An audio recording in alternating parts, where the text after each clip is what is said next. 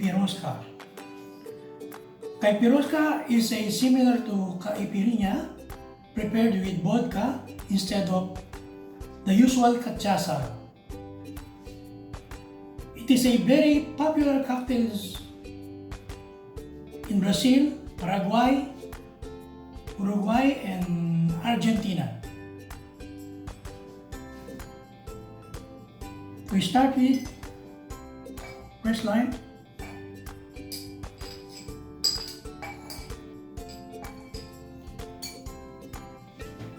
The exactly ingredients is you have to use one whole lime and cut in 8 pieces. So put 8 pieces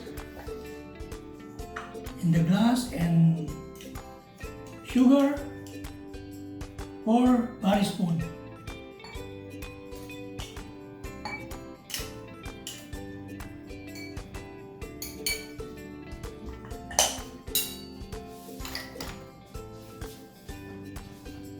And muddle it.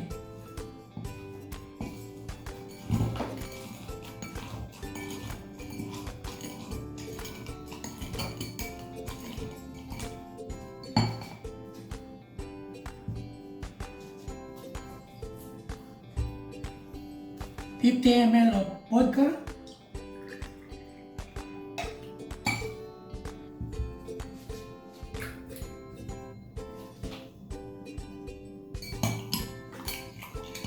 little bit, put some ice,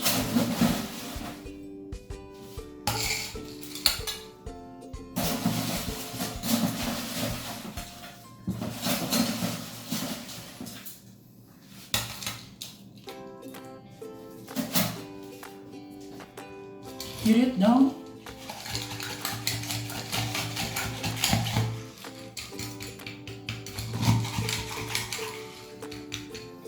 Now,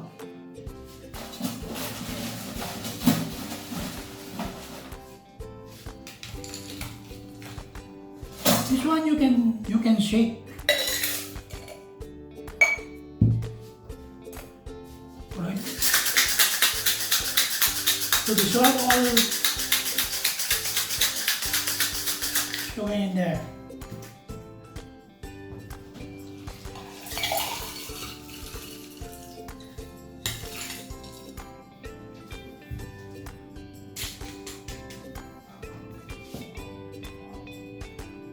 Garnish with fresh lime, put some straw, and now you have it. Caipiroska.